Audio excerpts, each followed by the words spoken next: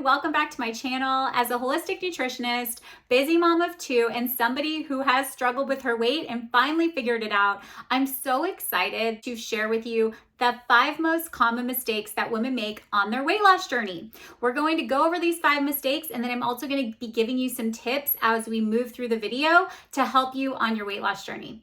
So I had lost weight in my early 20s, about 40 pounds.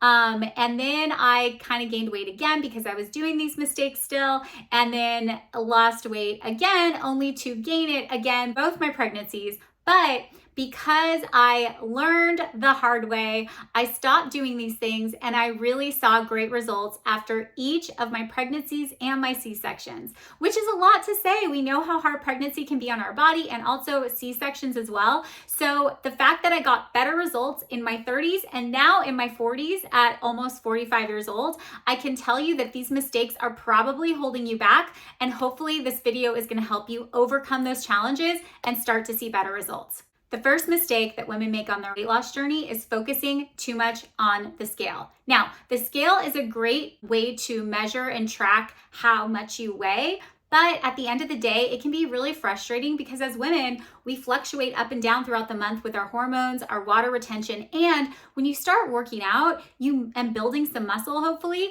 you might see the scale go up rather than go down right away. It doesn't mean that you should stop, and it might deter you and make you feel like obsessive, and you're just getting into this habit of weighing yourself every day and like tracking the number, and you're gonna get frustrated and it's gonna make you wanna quit. So what I would say instead is to focus on other ways to track your progress, like how your clothes are fitting, how much energy you have. Maybe your digestion is improving. Maybe your complexion is glowing. Maybe you have more energy. You probably also are going to feel more confident in photos. So photos are a better way to track, I think, than the scale, because you're going to like how you're looking, you're going to like how you're feeling, and you're definitely going to like the progress that you're going to see by focusing on just the number on the scale, because you're so much more than that. Second thing that you want to stop doing is you want to stop restricting your calories so low that you're slowing down your metabolism and you're eating way too little for a moving, beautiful body. We need food and we need calories. We need protein, carbohydrates, healthy fats, lots of fruits and vegetables, and we need water. If you are skimping your calories down so low that you barely have any energy to, live your life, much less work out, you're not going to see great results. Muscles take fuel, right, to build. We have to build muscles through strength training and exercise, but we also have to feed our muscles with protein. We have to feed our bodies and our brains with energy and carbohydrates, and we have to fuel our hormones with healthy fats. We need everything.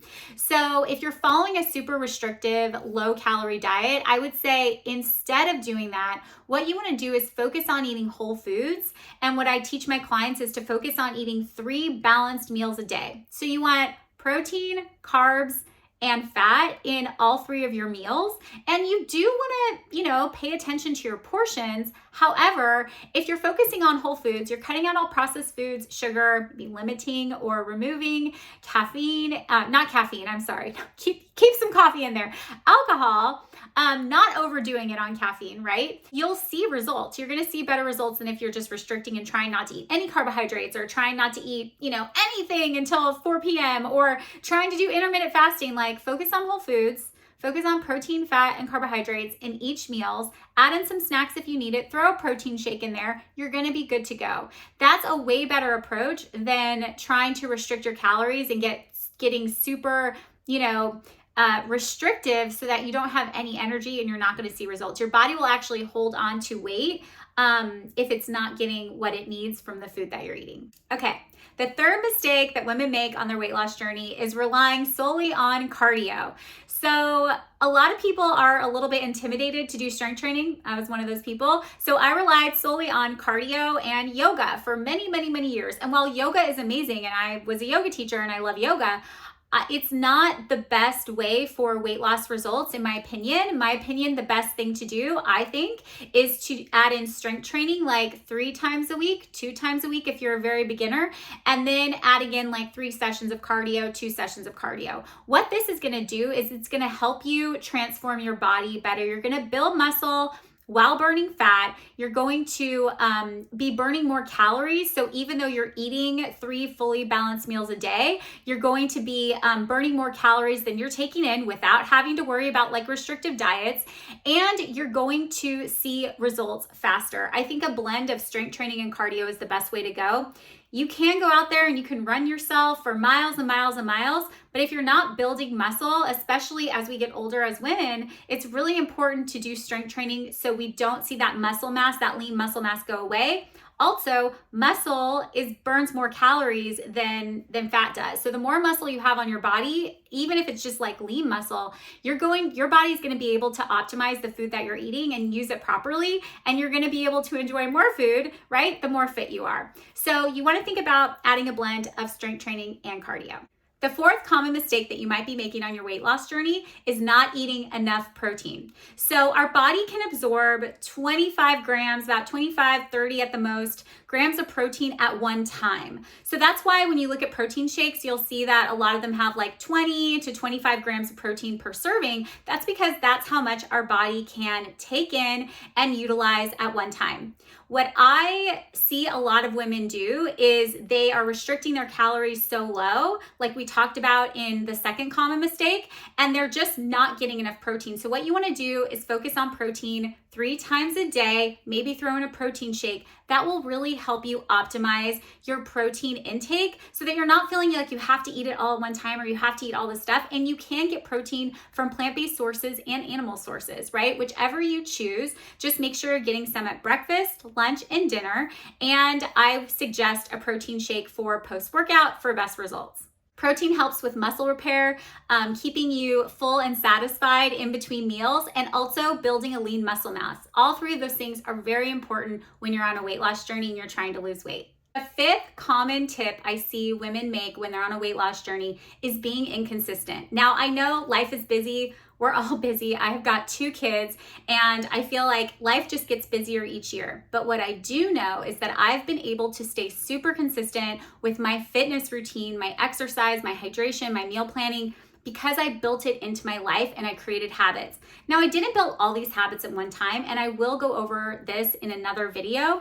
But I really feel like if you are on a weight loss journey and you're finding it just really hard to stay consistent, pick the time of day that's the easiest for you to fit in a workout and keep it at the same time and stick with that. And then once that feels easier, then maybe you can add in meal planning on Sundays. And then once that feels easier, make sure that you're drinking enough water. Like focus on one thing at a time and build those habits, and you're gonna see better results. Get really consistent with exercise, then get really consistent, with your nutrition, get really consistent with your sleep. You can build upon these things over time, but the most important thing I think on a weight loss journey is focusing on your fitness and your nutrition. So I always would recommend to my clients to pick a time of day. For me, when my kids were little, like babies, that was during nap time. When they got a little bit older and they were sleeping in a little bit longer, and I wasn't breastfeeding anymore, that was in the morning. Nowadays, when they're at school full time, I like to work out 9:30 in the morning. Whether I'm working out at home or I'm taking a 9:30 class,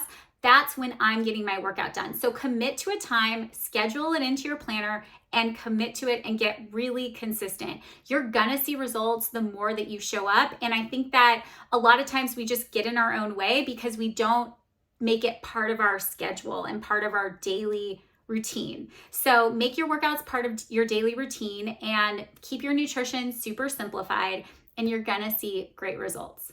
Addressing these common mistakes like we have here today is really going to help you find a more balanced approach to your weight loss journey. I know, I've been there.